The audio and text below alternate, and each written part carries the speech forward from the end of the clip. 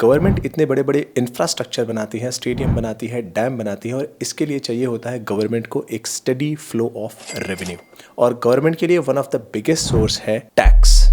और ये tax collection कोई मॉडर्न इनोवेशन नहीं है, ये बहुत टाइम पहले, यानी अगर आप राजा महाराजाओं के टाइम पे भी चले जाएंगे, मौर्य एम्पायर से भी इसके ट्रेसेस मिलते हैं जब टैक्स का कलेक्शन हुआ करता था।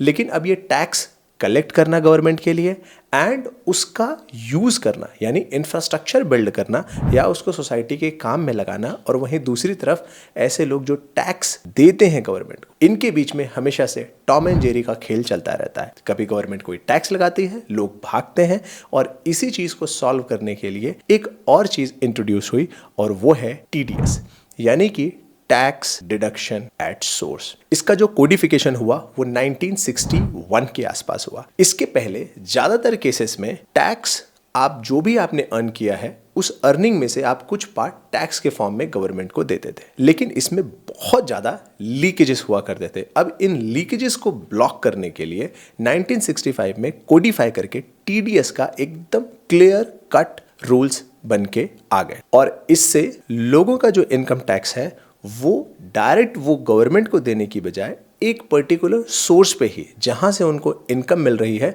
वहीं से टैक्स डिडक्ट होने लगा। अगर आप इसको बहुत सिंपल तरीके से समझेंगे तो पहले लोगों के पास एक अर्निंग आती थी, उस अर्निंग का कुछ पार्ट वो टैक्स के फॉर्म में गवर्नमेंट को देते थे, और ये सिस्टम काफ़ी लंबे समय तक चला। बट जैसा कि मैंने बताया, इसमें बहुत सारे लीकेजेस थे एंड गवर्नमेंट को इन लीकेजेस को फिल करना था। तो उन्होंने एक रूल लाया कि जब लोगों की इनकम जिस सोर्स से हो रही है और वो सोर्स पे हमारा टैप है, यानी कि कंट्रोल है, यानी कि वहाँ पे हम उसको गवर्न कर सकते हैं बड़ी बड़ी कंपनियों को। और वहाँ पे उन्होंने ये इंट्रोड्यूस किया कि जब आप जानते हैं कि किसकी कितनी इनकम होने वाली है, किसकी कितनी सैलरी है, तो उसके हिसाब से आप पहले ही कैलकुलेट करके मंथली क्यों ना हमें वहीं से टैक्स दे दीजिए, that is tax deduction at source. Example के लिए जैसे अमित है, अमित की 12 लाख रुपए सैलरी है और ये कंपनी को पता है कि ठीक है इनका 1 लाख पर महीने का पैकेज है, साल भर में इनके 12 लाख का इनकम होने वाला है, तो उसके हिसाब से जो भी टैक्स बनता है वो पहले ही कैलकुलेट करके कंपनी डिडक्ट कर ले, एंड यहां से टीडीएस की शुरुआत हुई। इससे दो चीजें हुई, एक, गवर्नमेंट को लगातार यानी कि मंथली भी रेवेन्यू का फ्लो चालू हो गया, और ये जो टॉम एंड जेरी का खेल था टैक्स इवेजन का, उसमें काफी कमी आई। लेकिन यहां पे एक प्रॉब्लम ये हो रही थी, जहां पे कंपनियों ने टैक्स डिडक्ट कर लिया, लेकिन क्या उन्होंने सच में गवर्नमेंट को वो टैक्स दिया, ये कैसे मालूम पड़ेगा? और इसी को सॉल्व करने के लिए आया फॉर्म 16, जिसमें गवर्नमेंट ने ये क्लियरली बताया कि अब आप जो भी टैक्स डिडक्ट कर रहे हो वो सारा का सारा टैक्स हमको दे रहे हो, इस बात का प्रूफ यानी कि एक तरह का सर्टिफिकेट आपको आपके एम्प्लॉय को देना होगा।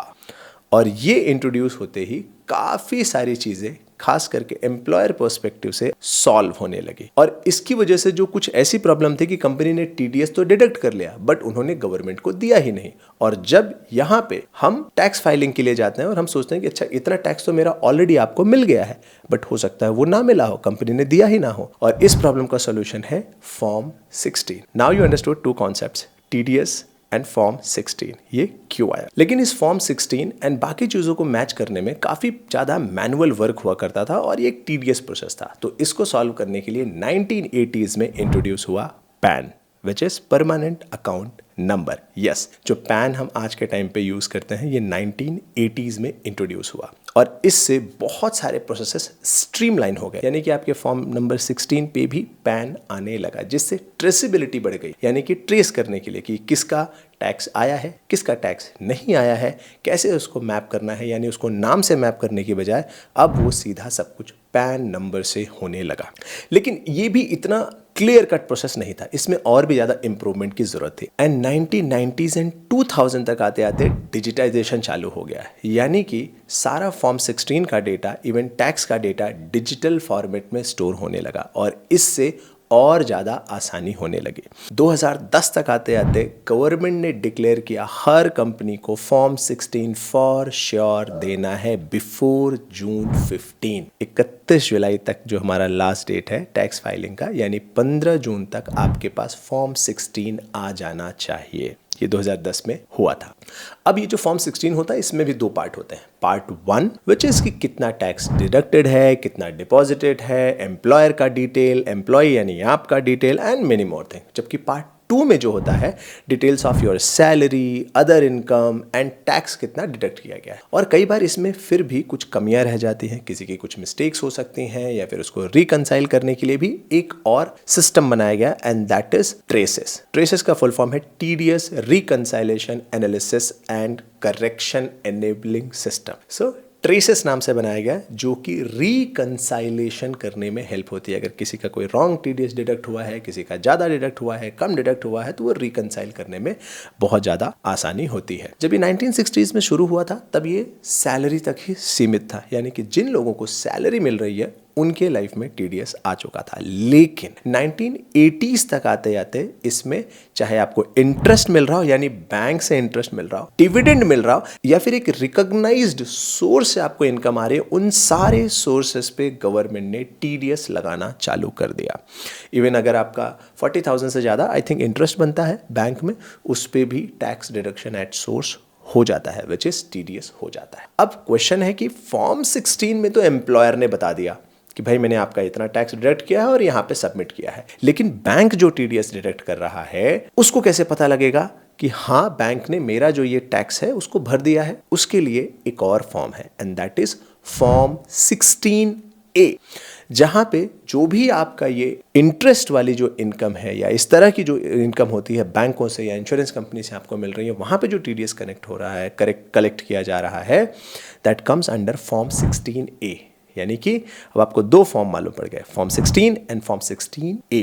ये दोनों का मेन पर्पस है कि जो भी आपके हाथ से आपके नाम पे टीडीएस काटा गया है और वही टीडीएस पक्का कंपनी ने गवर्नमेंट को दे दिया है, उसका आपको सर्टिफिकेट मिल जाता है, ताकि आप जब टैक्स फाइलिंग करने जाओ तो आपको पूरा का पूरा पहले से पता हो कितना टैक्स ऑलरेडी मैंने भर दिया है। सो ये था पूरा history of TDS, form 16, form 16A। इससे आपको क्लैरिटी है कि कैसे गवर्नमेंट को कंटिन्यूअस फ्लो ऑफ इनकम इससे मेंटेन होती है। इसके साथ साथ कुछ और भी पॉइंट्स हैं जो अक्सर आपकी लाइफ में आते हैं, जैसे आपकी कंपनी कहती है कि आप डिक्लेयर करो कि किस तरह का इन्वेस्टमेंट कर रहे हो, ताकि वो टीडीएस को कितना कट करे कितना ना कट करे ये डिफाइन कर पाए। फिर वो आपसे पूछती है proof of investment and finally होता है ITR यानी declaration, proof of investment and then ITR filing which is income tax का रिटर्न और इनकम टैक्स की फाइलिंग। इन तीनों के बारे में we will see in next video, ताकि आपको क्लियर हो जाए कि ये तीनों क्या हैं और आपको ये कैसे हेल्प करेंगे, इनकी हिस्ट्री क्या है, व्हाई दे गॉट इंट्रोड्यूस्ड। ठीक है, सो मिलते हैं नेक्स्ट वीडियो में। Thank you so much and bye.